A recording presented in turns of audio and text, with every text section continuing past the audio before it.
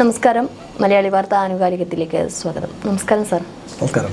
ബീഹാർ നിയമസഭാ തെരഞ്ഞെടുപ്പ് ഒരുപക്ഷെ 121 നിയമസഭാ മണ്ഡലങ്ങളിൽ നടന്ന ഈ ഒരു തെരഞ്ഞെടുപ്പ് ആ ഒരു ബീഹാർ സംസ്ഥാനത്ത് മാത്രമല്ല കേരളത്തിലും നന്നായിട്ട് മാറ്റൊലിക്കുന്നുണ്ട്.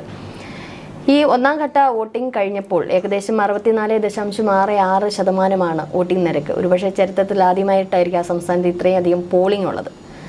അതിന് കാരണം എന്തായിരിക്കും എന്നുള്ളൊരു ചോദ്യമുണ്ട്. ഒന്ന്, ഇപ്പോൾ SIR വന്ന് അപ്പോൾ അതിൻ്റെ ഒരു വോട്ടിംഗ് ശതമാനത്തിനും അല്ലെങ്കിൽ വോട്ടിൻ്റെ എടുപ്പിലൊക്കെ കുറേ വ്യത്യാസങ്ങൾ വരാൻ സാധ്യതയുണ്ട്. വോട്ട് ചോരി ഇപ്പോൾ അവസാന ഘട്ടത്തിലാണ് രാഹുൽ ഗാന്ധിയെ വല്ലാത്തൊരു ബോംബ് പൊട്ടിച്ചത്. ഇതൊക്കെ ഒരു പക്ഷേ ഈ ഒരു തെരഞ്ഞെടുപ്പിൽ സ്വാധീനിക്കാൻ സാധ്യതയുള്ള കാര്യങ്ങളാണ്. രാഷ്ട്രം ഉറ്റുനോക്കുന്ന തെരഞ്ഞെടുപ്പ്. ചിലരെങ്കിലും വിശ്വസിക്കുന്നു ദേശീയ രാഷ്ട്രീയത്തെ പിടിച്ചുലയ്ക്കാൻ കഴിയുന്ന ഒരു മുന്നണി സംവിധാനത്തെ തന്നെ അപകടത്തിലാക്കാൻ കഴിയുന്ന ഒരു ഫലം അവിടെ ഉണ്ടാകുമോ? പ്രത്യേകിച്ച് നിതീഷ് കുമാറിൻ്റെ ജനതാദൾ യുണൈറ്റഡ് മത്സരിക്കുമ്പോൾ അമ്പേ പരാജയമാണ് സംഭവിക്കുന്നതെങ്കിൽ എന്താണ് കേന്ദ്ര സർക്കാരിന് സംഭവിക്കുക? ആദ്യമേ പറയട്ടെ, അങ്ങനെയൊന്നും സംഭവിക്കാനുള്ള സാധ്യതയില്ല. പക്ഷേ രാജ്യം എങ്ങനെ ചിന്തിക്കുന്നു എന്ന്, പ്രത്യേകിച്ച് ഓപ്പറേഷൻ സിന്ധൂറിന് ശേഷം, പ്രത്യേകിച്ച് അതും മാത്രമല്ല വോട്ട് സർവേ, അതായത് സ്പെഷ്യൽ ഇൻറ്റൻസീവ് റിവിഷൻ, അതിനുശേഷം ദുർമേധസ് ചെത്തിമിനുക്കി പ്രൂൺ ചെയ്തെടുത്ത ഒരു വോട്ടേഴ്സ് ലിസ്റ്റ്, അതിൻ്റെ വെറാസിറ്റി അതെങ്ങനെ ഫങ്ഷൻ ചെയ്യുന്നു അത് പരിശോധിക്കുന്ന ഒരു തെരഞ്ഞെടുപ്പ്. അതൊക്കും മേലെയാണ് രാഹുൽ ഗാന്ധി ഉയർത്തിവിട്ട വോട്ട് ചോരി ആരോപണം. വോട്ട് അധികാർ യാത്രയുമായി കളം നിറഞ്ഞു നിന്ന രാഹുൽ ഗാന്ധിയുടെ അവകാശവാദങ്ങൾക്ക് അല്ലെങ്കിൽ ആരോപണങ്ങൾക്ക് ബീഹാറിലെ ജനം ചെവി കൊടുക്കുമോ അതോ അവജ്ഞയോടുകൂടി തള്ളിക്കളയുമോ? ഇതെല്ലാം തന്നെ മാറ്റുരച്ചു നോക്കുന്ന ഒരു തിരഞ്ഞെടുപ്പ്. ആ രീതിയിൽ വളരെ വളരെ പ്രത്യേകതയുള്ള ഒരു തിരഞ്ഞെടുപ്പാണ്. യഥാർത്ഥത്തിൽ ആദ്യഘട്ടം 243 അംഗ നിയമസഭ, അതിൻ്റെ ആദ്യഘട്ടത്തിൽ 121 മണ്ഡലങ്ങൾ തിരഞ്ഞെടുപ്പിലേക്ക് പോയി. അത് കഴിഞ്ഞിരിക്കുന്നു. അവിടെ ഇപ്പോൾ കണ്ട 64%-ലധികം ഫൈനൽ ടാലി വരുമ്പോൾ ഒരുപക്ഷെ 66% ഉണ്ടായേക്കാം. അത്രയും ശതമാനം ഈ അടുത്ത കാലത്ത് എങ്ങും തന്നെ ബീഹാറിൽ അത്രയും ഉയർന്ന പോളിംഗ് ശതമാനം ഉണ്ടായിട്ടില്ല. അതിനുള്ള പ്രധാന കാരണം, എക്കാലത്തും ഈ യഥാർത്ഥത്തിൽ മരിച്ചുപോയവർ അല്ലെങ്കിൽ സ്ഥലം മാറിപ്പോയവർ ഇങ്ങനെയൊക്കെയുള്ള ആളുകൾക്ക് വോട്ട് ചെയ്യാനാവില്ലല്ലോ, സ്വാഭാവികമായി കള്ളവോട്ടല്ലാതെ. അങ്ങനെയെങ്കിൽ ഒരു നല്ല രീതിയിലുള്ള വീഡിങ് ഔട്ട് 65 ലക്ഷം പേരാണ് വോട്ടർ പട്ടികയിൽ നിന്നും പുറത്തു പോയത്. അത് ഒരു 7.5 കോടി വോട്ടർമാരിൽ അത്രയും പേര് പുറത്തു പോകുക വലിയൊരു നമ്പറാണ്. അങ്ങനെയാണെങ്കിൽ ഏകദേശം ഓരോ മണ്ഡലത്തിൽ നിന്നും 15,000 പേരോളം കുറഞ്ഞിട്ടുണ്ട് എന്നുള്ളതാണ്. പക്ഷെ അത് പല സ്ഥലങ്ങളിലും കഴിഞ്ഞ തവണത്തെ ഒരു തെരഞ്ഞെടുപ്പ് വന്നപ്പോൾ 5000 വോട്ടിലൊക്കെയാണ് ജയിച്ചിട്ടുള്ളത്. 500 വോട്ടിലൊക്കെ ഭൂരിപക്ഷത്തോടെ ജയിച്ചിട്ടുള്ള സാധ്യതകളുമുണ്ട്. അതൊക്കെ വല്ലാണ്ട് സ്വാധീനിക്കത്തില്ലേ? വലിയ നമ്പർ മണ്ഡലങ്ങളിൽ, ഒരു 45ഓളം മണ്ഡലങ്ങളിൽ 5000-ന് അടുപ്പിച്ച് അല്ലെങ്കിൽ 3000-നും 6000-നും ഇടയിലൊക്കെ വോട്ടിനാണ് ജയപരാജയങ്ങൾ നിശ്ചയിക്കപ്പെട്ടത്. ആകെ ജയിച്ച മുന്നണി NDA മുന്നണിയും പരാജയപ്പെട്ട മഹാഗഠബന്ധനും തമ്മിൽ 1% പരം വോട്ടിൻ്റെ വ്യത്യാസം മാത്രമേ ഉണ്ടായിരുന്നുള്ളൂ. അതുകൊണ്ട് neck and neck contest, tightly contested ആയിരുന്നു കഴിഞ്ഞ പ്രാവശ്യം. ഏറ്റവും വലിയ ഒറ്റക്കക്ഷിയല്ല ഭരണത്തിലെത്തിയത് എന്ന് ഓർക്കണം. രാഷ്ട്രീയ ജനതാദൾ 75 സീറ്റിൽ വിജയിച്ചു. പക്ഷേ 110 സീറ്റിൽ മത്സരിച്ച് 74 സീറ്റിൽ വിജയിച്ച BJPയും സ്ട്രൈക്ക് റേറ്റ് വളരെ മോശമാണെങ്കിലും മുഖ്യമന്ത്രി പദത്തിലെത്താൻ കഴിഞ്ഞ നിതീഷ് കുമാർ 119 സീറ്റിൽ മത്സരിച്ച് കേവലം 43 സീറ്റിലേക്ക് ഒതുങ്ങാനായിരുന്നു നിതീഷ് കുമാറിൻ്റെ വിധി. അതിനുള്ള പ്രധാന കാരണം നിതീഷ് കുമാറിൻ്റെ തന്നെ മനസ്സിൽ ഒരു മായാത്ത കനൽ കിടപ്പുണ്ട്. അതായത് രാംവിലാസ് പാസ്വാൻ്റെ പാർട്ടി, അതായത് ചിരാഗ് പാസ്വാൻ നയിക്കുന്ന ലോക് ജനശക്തി പാർട്ടി വ്യാപകമായി JDU കാൻഡിഡേറ്റ്സിനെതിരെ മത്സരിച്ചു. അവരുടേതായ ഒരു രീതിയിൽ BJPയോട് ഒരു പരുവത്തിന് സന്ധി ചെയ്തുകൊണ്ടാണ് മത്സരിച്ചത്. എന്നാൽ മുന്നണിയായിട്ടല്ലായിരുന്നു കഴിഞ്ഞ പ്രാവശ്യം. അവർ കട്ട് ചെയ്ത വോട്ടുകളെല്ലാം JDU കാൻഡിഡേറ്റ്സിൻ്റെ പരാജയത്തിൽ കലാശിച്ചു. ഇപ്രാവശ്യം അങ്ങനെ വരാനില്ല. ഇപ്രാവശ്യം ചിരാഗ് പാസ്വാൻ്റെ ലോക് ജനശക്തി പാർട്ടിക്ക് 29 സീറ്റുകളാണ് നൽകിയത്. ജിതൻ റാം മഞ്ചിയുടെ പാർട്ടിക്ക്, ഹിന്ദുസ്ഥാൻ അവാം മോർച്ചയ്ക്ക് 6 സീറ്റുകൾ, മറ്റൊരു പാർട്ടിക്ക് 6 സീറ്റുകൾ, BJPക്കും JDUവിനും 101 സീറ്റുകൾ. ഒരു പ്രത്യേക രീതിയിലുള്ള ഒരു സ്പ്രെഡാണ് അവിടെ കാണുന്നത്. അതുകൊണ്ട് ഭദ്രമാക്കി വെച്ചു രണ്ട് ടീമുകളും, NDA മുന്നണിയും മഹാഗഠബന്ധനും അവരവരുടെ സോഷ്യൽ എഞ്ചിനീയറിംഗ് ടീമിനെ സജ്ജരാക്കി വെച്ചു. സീറ്റ് വിഭജനം ചെറിയ കല്ലുകടികൾ ഉണ്ടായിരുന്നെങ്കിലും ഭംഗിയായി പൂർത്തിയാക്കി. ഒന്നാം ഘട്ടം രണ്ടു കൂട്ടരും വിജയപ്രതീക്ഷയിൽ തന്നെയാണ്. ആ രീതിയിൽ നിൽക്കുന്നു ഇപ്പോൾ കാര്യങ്ങൾ. ഏതായാലും ഇതിപ്പോൾ SIR വന്നിട്ടുണ്ട്. SIRന്റെ ഈ ഒരു 50 ലക്ഷം 50-60 ലക്ഷത്തോളം ആൾക്കാർ ഇതിൽ നിന്ന് പുറത്തു പോകുമ്പോൾ അത് വല്ലാണ്ട് സ്വാധീനിക്കാൻ സാധ്യതയുണ്ട്. ഒപ്പം തന്നെ രാഹുൽ ഗാന്ധിയുടെ വോട്ട് ചോരിയാണ്, അവസാനം പോലും ഇട്ടുകൊടുത്ത ഒരു ബോംബ്. ഇതൊക്കെ ഒരു പക്ഷേ ഇന്ത്യ സഖ്യത്തിലേക്ക് കൂടുതൽ വോട്ടേഴ്സ് വരാനുള്ള സാധ്യതയുണ്ട്. ആദ്യമായി നമ്മൾ ബീഹാറിനെ അടുത്ത് മനസ്സിലാക്കിയാൽ അവിടെ ഈ അവസാന നിമിഷം വരുന്ന ഇതുപോലെയുള്ള വോട്ട് ചോരി ഇതൊക്കെ സാങ്കേതികമായ കാര്യങ്ങളാണ്. എങ്ങനെയാണ് സിസ്റ്റമാറ്റിക്കായി ഒരു സെൻട്രലൈസ്ഡ് ഒരു രീതിയിൽ വോട്ടുകൾ കവർന്നെടുക്കുന്നത് എന്ന് ഒരു പ്രൊഫസർ ക്ലാസ് എടുക്കുന്ന രീതിയിൽ രാഹുൽ ഗാന്ധി പവർ പോയിന്റ് പ്രസൻറ്റേഷൻ്റെ സഹായത്തോടു കൂടി മാധ്യമങ്ങൾക്ക് മുന്നിൽ ലോകത്തോടായി സംസാരിക്കുകയാണ്. ഇന്ത്യയോട് മാത്രമല്ല ലോകത്തോടായി സംസാരിച്ചതായിട്ടാണ് എനിക്ക് തോന്നിയത്. കാരണം അതൊരു ഇന്ത്യൻ ജനാധിപത്യത്തിൻ്റെ ഒരു ക്രെഡിബിലിറ്റി ഉൾപ്പെടെ ചോദ്യം ചെയ്യത്തക്ക രീതിയിലുള്ള അടിസ്ഥാനപരമായ ആരോപണങ്ങൾ തന്നെയാണ്. ഡെമോക്രസിയുടെ കോറിനെ തന്നെ അറ്റാക്ക് ചെയ്യുന്ന ആരോപണങ്ങളുമായിട്ടാണ് രാഹുൽ ഗാന്ധി വന്നത്. പക്ഷെ ബീഹാറിൽ അത് എത്രത്തോളം ടൈമിംഗ് വളരെ കറക്റ്റാണ്. തിരഞ്ഞെടുപ്പ് സംഭവിക്കേണ്ട ആദ്യ വോട്ടർ പോളിംഗ് ബൂത്തിലെത്തി വോട്ട് ചെയ്യുന്നതിന് കേവലം 15 മണിക്കൂറുകൾക്ക് മുമ്പ് കൃത്യം ടൈമിങ്ങിലാണ് വന്നിരിക്കുന്നത്. അതൊക്കെ ചെറിയ രീതിയിലൊക്കെ സ്വാധീനം ചെലുത്താം. ഇത് ആദ്യമല്ലല്ലോ, 3ാം വേവല്ലേ. ആദ്യം കർണാടകത്തിലെ മഹാദേവപുര പറഞ്ഞു, പിന്നീട് കർണാടകത്തിലെ അലന്ത് മണ്ഡലത്തെക്കുറിച്ച് പറയുന്നു. അതൊക്കെ കോൺസ്റ്റിറ്റ്യുവൻസി സ്പെസിഫിക് ആണ്. ഇപ്പോൾ ഇത് ഹരിയാന സംസ്ഥാനത്തിൻ്റെ ഒരു വ്യാപകമായ ചിത്രം. ബ്രസീലിയൻ സ്ത്രീക്ക് 22 ഇടത്ത് വോട്ടുണ്ട് എന്നൊക്കെയുള്ള രീതിയിൽ. അപ്പോൾ ഇതൊക്കെ ഒരു പുതുമ. ആ രീതിയിൽ ആദ്യമായി ഒരു ഗുണ്ട് പൊട്ടിക്കുമ്പോൾ ഒരു പുതുമയുണ്ട്. ഇതിപ്പോൾ ആറ്റം ബോംബല്ല, ഹൈഡ്രജൻ ബോംബല്ല, അതിനേക്കാൾ വലിയ ബോംബെന്ന് പറയുമ്പോഴും ആ ആദ്യ കൗതുകം നഷ്ടപ്പെട്ടു. അതുകൊണ്ട് അത് വലിയ പ്രഭാവം ചെലുത്തില്ല എങ്കിൽ പോലും മാർജിനൽ വോട്ട്സ് അത് ഇന്ത്യ മുന്നണിക്ക് ഒരുപക്ഷെ അതുകൊണ്ടൊരു പ്രയോജനം. അതുകൊണ്ടായിരിക്കണമല്ലോ ആദ്യഘട്ടത്തിൽ വോട്ട് അധികാർ യാത്ര കോട്ടമ്പരി കൊണ്ട് നടത്തി.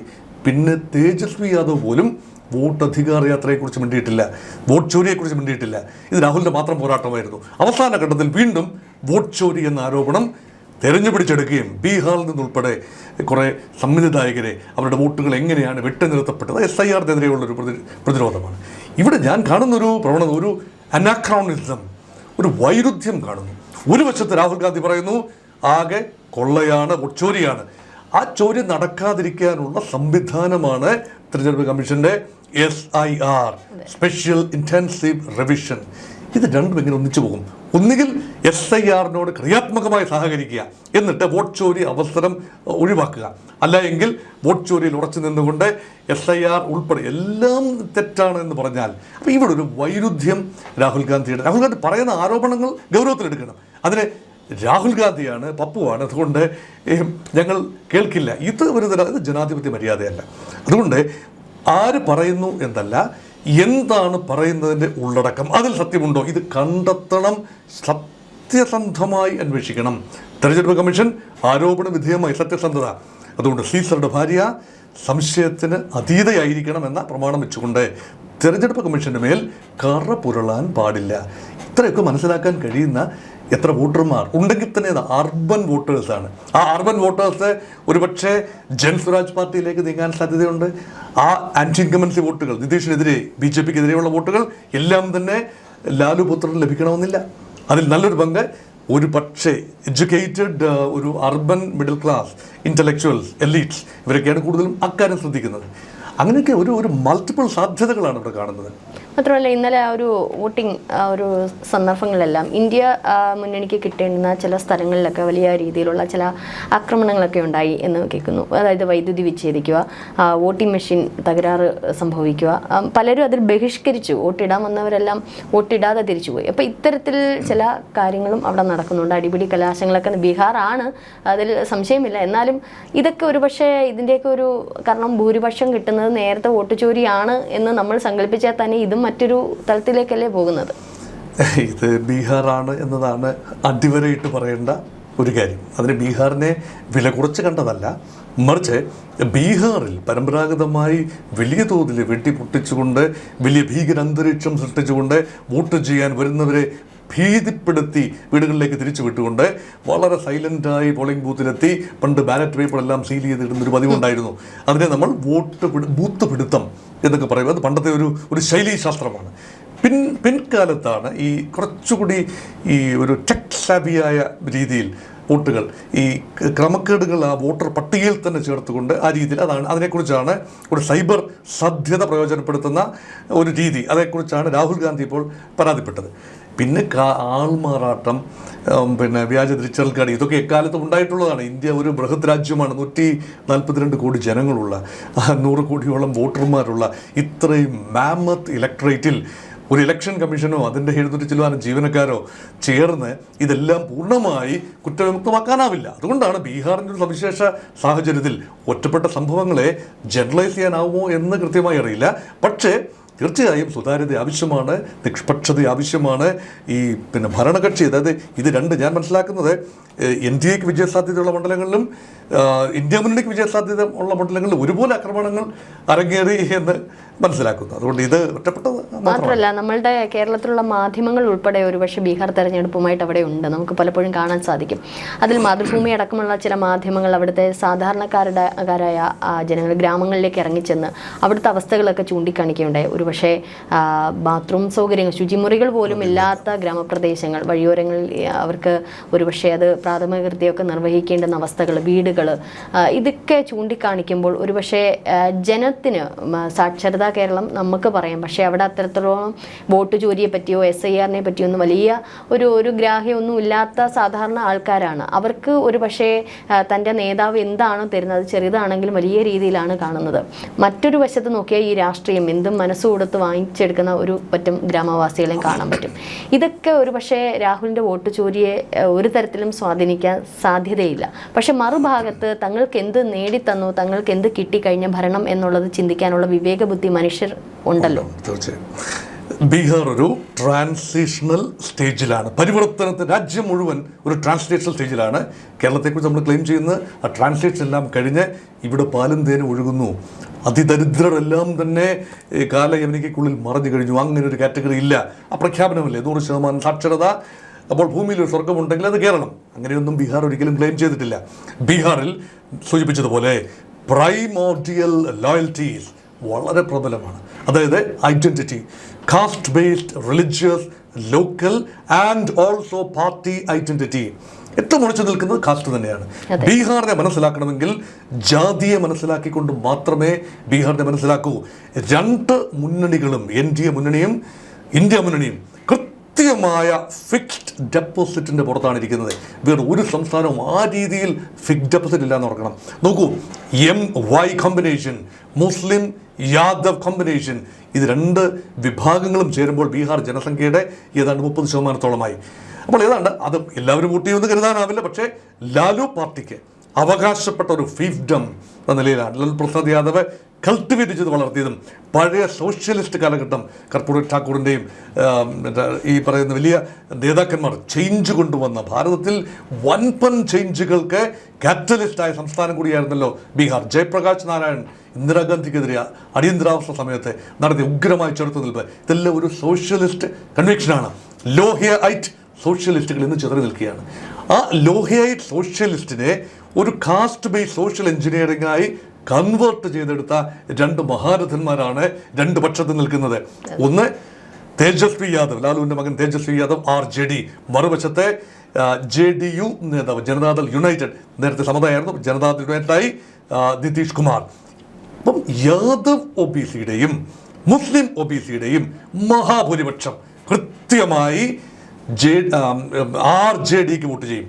അതേപോലെ യാദവ് ഇതര OBC വിഭാഗങ്ങളുണ്ട്. കുർമി വിഭാഗം, നിതീഷ് കുമാറിൻ്റെ കൊയ്രി വിഭാഗം, അതുപോലെ മറ്റ് ഒരുപാട് മഹാദളിതുകൾ അല്ലേ, വെറും ദളിത് വിഭാഗങ്ങൾ, ഇതെല്ലാം തന്നെ ജിതൻ റാം മാഞ്ചിയുടെയും പാസ്വാന്റെയും ഫീഫ്ഡമാണ്. അപ്പോൾ അങ്ങനെ നോക്കുമ്പോൾ സോഷ്യൽ എഞ്ചിനീയറിങ്ങിൽ NDA മുന്നണി ലേശം മുന്നിലാണ്. യാദവ് മുസ്ലിം വോട്ടുകൾക്ക് ഉപരിയായി തേജസ്വി യാദവിനെ സ്വാംശീകരിച്ചെടുക്കാൻ കഴിയുന്ന വോട്ടുകൾ തുച്ഛമാണ്. കോൺഗ്രസിൻ്റെ അടിത്തറ വളരെ ദുർബലമാണ്. ബീഹാറിലെ പഴയ കോൺഗ്രസ് അല്ല ഇപ്പോഴത്തെ കോൺഗ്രസ്. അതുകൊണ്ട് കോൺഗ്രസിന് കൊണ്ടുവരാൻ പറ്റുന്ന എല്ലായിടത്തെയും വോട്ടുകളുണ്ട്, പക്ഷേ വളരെ എണ്ണം പരിമിതമാണ്. അത് മാത്രമല്ല കൃത്യമായി വിപ്പനുസരിച്ച് വോട്ട് ചെയ്യുന്ന ആളുകളും കുറവാണ്. അവിടെ രണ്ട് മുന്നണികളും ബലാബലം നിൽക്കുന്നു തോന്നാമെങ്കിലും NDA മുന്നണിക്ക് കാസ്റ്റ് എഞ്ചിനീയറിംഗിൽ ലേശം മേൽക്കൈയുണ്ട്. ഇത് മറികടക്കാൻ ലാലു പുത്രൻ്റെ യൂത്ത്ഫുൾ എക്സ്യൂബറൻസിന് കഴിയുമെന്നാണ് വിശ്വസിക്കുന്നത്. ഇപ്പോൾ അത് പഴയ ജംഗിൾ രാജല്ല. അതുകൊണ്ടാണ് തേജസ്വി യാദവിനെ കോൺഗ്രസ് പാർട്ടി അല്പം മടിച്ചാണ്, വൈകിയാണ് മുഖ്യമന്ത്രി സ്ഥാനത്തേക്ക് ഉയർത്തിക്കാട്ടിയത്. ഉള്ള കാരണം 20 വർഷം മുൻപാണ് റാബ്രി ലാലു യുഗം ഭരണത്തിൽ നിന്ന് പുറത്തു പോകുന്നത്. കഴിഞ്ഞ 20 വർഷമായി 9 തവണയാണ് നിതീഷ് കുമാർ പല മുന്നണികളായി മാറി മറന്നും NDAയിലും UPAയിലും ഇന്ത്യ മുന്നണിയിലും ഒക്കെ നിന്നുകൊണ്ട് മുഖ്യമന്ത്രി പദവിയിലെത്തിയത്. അത് നോക്കുമ്പോൾ 20 വർഷത്തിന് മുൻപുള്ള ജംഗിൾ രാജ്, സ്ത്രീകൾക്ക് സ്വച്ഛന്തമായി ജീവിക്കാൻ പറ്റാത്ത അന്തരീക്ഷം, ഗുണ്ട രാജ്, കൊള്ള, പിടിച്ചുപറി, മോഷണം, തട്ടിക്കൊണ്ടുപോകൽ, ഈ കാലഘട്ടം, ഇരുണ്ട കാലഘട്ടം, അതിൻ്റെ എല്ലാം പഴി പേറുന്നത് JDU ആണ്. പ്രത്യേകിച്ച് ലാലു പ്രസാദ് യാദവിൻ്റെ ഫാമിലിയാണ്. അതൊരു ഒരു മോശപ്പെട്ടൊരു കാലഘട്ടം. അതുകൊണ്ടാണ് ആ കാലഘട്ടത്തിൽ താനൊരു ശിശുവായിരുന്നു. ഇപ്പോൾ തനിക്ക് 34-33 വയസ്സേ ഉള്ളൂ, അല്ല 36 വയസ്സേ ഉള്ളൂ. അതുകൊണ്ട് താൻ വളരെ ശിശുവായിരുന്ന കാലത്ത് നടന്ന കാര്യങ്ങളാണ് ഇപ്പോൾ നിങ്ങൾ പറയുന്നത് എന്ന് പറഞ്ഞുകൊണ്ട് പ്രതിരോധം ഒരുക്കുകയാണ് തേജസ്വി യാദവ്. പക്ഷേ മുഖ്യമന്ത്രി പദത്തിൽ തേജസ്വി യാദവിനാണ് വൻപൻ പിന്തുണ. ഒരുപക്ഷെ നിതീഷിനേക്കാൾ ചില സർവേകളിൽ കാണുന്ന പിന്തുണ ഇവിടെയാണ്. പക്ഷേ മൊത്തത്തിൽ പല സർവേകളും, കൂടുതൽ സർവേകൾ NDAക്ക് പിന്തുണ പറയുന്നു, മേൽക്കൈ പറയുന്നു. അപ്പോൾ എങ്ങനെയാണ് നിർവചിക്കുക? മുഖ്യമന്ത്രി സ്ഥാനമാണോ പ്രധാനം, അതോ മുന്നണി വിജയമാണോ പ്രധാനം? അതുകൊണ്ടാണിത് it's too close a call. അതുകൊണ്ടത് അത് കൃത്യമായി പറയാനാവില്ല. പക്ഷേ രണ്ട് ഭാഗത്തു നിന്നും കൂടുതൽ യുവ വോട്ടർമാരെ ആകർഷിക്കാൻ കഴിയുന്നത് ഒരുപക്ഷെ ലാലുവിൻ്റെ മകൻ തേജസ്വി യാദവിനായിരിക്കാം. അതേ യുവ വോട്ടർമാരെ തന്നെയാണ് പുതിയ പാർട്ടിയായ ജൻ സ്വരാജ് പാർട്ടി പ്രശാന്ത് കിഷോർ ആകർഷിക്കുന്നത്. മധ്യവർഗത്തെ, അർബൻ മിഡിൽ ക്ലാസ്സിനെ, അല്ലെങ്കിൽ ഇൻ്റലക്ച്വൽസിനെ, അല്ലെങ്കിൽ മാറി ചിന്തിക്കാൻ, ഒരിടത്തും പാർട്ടി ഫോളോയിങ് ഇല്ലാത്തവർക്ക് മാറി ചിന്തിക്കാൻ, അങ്ങനെയുള്ളവരുടെ വോട്ട് രണ്ടാഴ്ച തരും. അത് നിതീഷിന് ഉള്ള ഡെവലപ്മെൻറ്റൽ വോട്ടും പോകും, തേജസ്വിക്കുള്ള യൂത്ത് വോട്ടുകളും പോകും. അപ്പോൾ ഇത് തലങ്ങും വിലങ്ങും വോട്ട് ചെയ്തു. അതിന് പുറമെയാണ് അസദുദ്ദീൻ ഒവൈസി എന്ന കഥാപാത്രം കട്ട് ചെയ്യുന്ന വോട്ടുകൾ. അത് കട്ടിങ് എന്നേ പറയാനാവും. കാരണം ഒരു മുസ്ലിം പാർട്ടിയാണ് MIM, ഹൈദരാബാദിൽ വേരുകളുള്ള അസദുദ്ദീൻ ഒവൈസി ഫീൽഡ് ചെയ്തിരിക്കുന്ന കാനഡയിൽ ഒരു മുസ്ലിം കമ്മ്യൂണിറ്റിയാണ്. അത് പൂർവാഞ്ചൽ മേഖലയിലൊക്കെ ലാലുവിൻ്റെ പാർട്ടിക്ക്, RJDക്ക് നല്ല പിൻബലമുണ്ട്. അവിടെ ഏതാനും 5 സ്ഥാനാർത്ഥികളാണ് കഴിഞ്ഞ പ്രാവശ്യം വിജയിച്ചു വന്നത്. അത് ആവർത്തിക്കുകയാണെങ്കിൽ പെട്ടെന്ന് RJDയുടെ സീറ്റ് ടാലി വളരെ കുറഞ്ഞു വരും. അപ്പോൾ അതേ ഒരേ വോട്ട് ബാങ്കിലേക്കാണ് ഈ രണ്ട് പാർട്ടികളും ഇറങ്ങുന്നത്. അതുകൊണ്ട് BJPയുടെ ഒരു ട്രോജൻ ഹോഴ്സാണ് MIM എന്ന് ചിന്തിക്കുന്നവരുണ്ട്. അതേസമയം ജൻ സ്വരാജ് പാർട്ടിയും ഒരുതരം ട്രോജൻ ഹോഴ്സാണ്. രണ്ടിടത്തു നിന്നും വോട്ട് കട്ട് ചെയ്ത് മാറ്റാൻ കഴിയുന്ന ട്രോജൻ ഹോഴ്സാണ്. അപ്പോൾ വോട്ടിൻ്റെ ബേസ് എന്താണ്? മാറി ചിന്തിക്കുന്ന ബീഹാറിൽ കാസ്റ്റ് ബേസ് നമുക്ക് കൃത്യമായി അനലൈസ് ചെയ്യാം. ചെറിയ മാറ്റം അങ്ങോട്ടും ഇങ്ങോട്ടും. ഒരു മാറ്റം വന്നത് നിഷാദ് കമ്മ്യൂണിറ്റി, അതായത് വള്ളക്കാരുടെ കമ്മ്യൂണിറ്റിയാണ്. അത് അദ്ദേഹത്തിന് വികാസ് ശീൽ ഇൻസാൻ പാർട്ടി, മുകേഷ് സാഹ്നിയുടെ പാർട്ടി കഴിഞ്ഞ പ്രാവശ്യം ഒരു NDA പക്ഷത്തായിരുന്നു. ഇപ്രാവശ്യം ഇന്ത്യ മുന്നണി പക്ഷത്തേക്ക് വന്നു. 15 സീറ്റുകളും ഉപമുഖ്യമന്ത്രി സ്ഥാനവുമാണ് വാഗ്ദാനം. 15 സീറ്റുകൾ ഇപ്പം മത്സരിക്കുന്നു. ആ പാർട്ടി എങ്ങനെ ചിന്തിക്കും, ജയിച്ചു കഴിഞ്ഞാൽ ഇവിടെ നിൽക്കും, കൃത്യമായി ഉറപ്പൊന്നുമില്ല. ഇപ്പോൾ ഇന്ത്യ മുന്നണിയിൽ ആണ്. അപ്പോൾ ഇതെല്ലാം തന്നെ വോട്ടുകൾ ഏത് രീതിയിൽ ചിതറുമെന്ന് കൃത്യമായി നിർവചിക്കാൻ വളരെ ബുദ്ധിമുട്ടാണ്. അതീവ സങ്കീർണമാണ് സിറ്റുവേഷൻ. തീർച്ചയായിട്ടും ഇനി രണ്ടാം ഘട്ട തെരഞ്ഞെടുപ്പ് വരാനിരിക്കുന്നു. അതുകൂടി കഴിയുമ്പോൾ ഒരു ഫലപ്രഖ്യാപനം ഒരുപക്ഷെ മുൻധാരണയോടെ പ്രഖ്യാപിക്കുന്ന പലർക്കും തെറ്റാൻ സാധ്യതയുണ്ട്. അത്രയ്ക്ക് ടൈറ്റ് ഇത് തന്നെയാണ്. ഏതായാലും മത്സരങ്ങളാണ്, മത്സരത്തിൽ തന്ത്രങ്ങളുണ്ട്, പല തന്ത്രങ്ങളും അങ്ങോട്ടും ഇങ്ങോട്ടും പറ്റുന്നുണ്ട്. എന്നാലും നമുക്കും കാത്തിരിക്കാം. നന്ദി സാർ.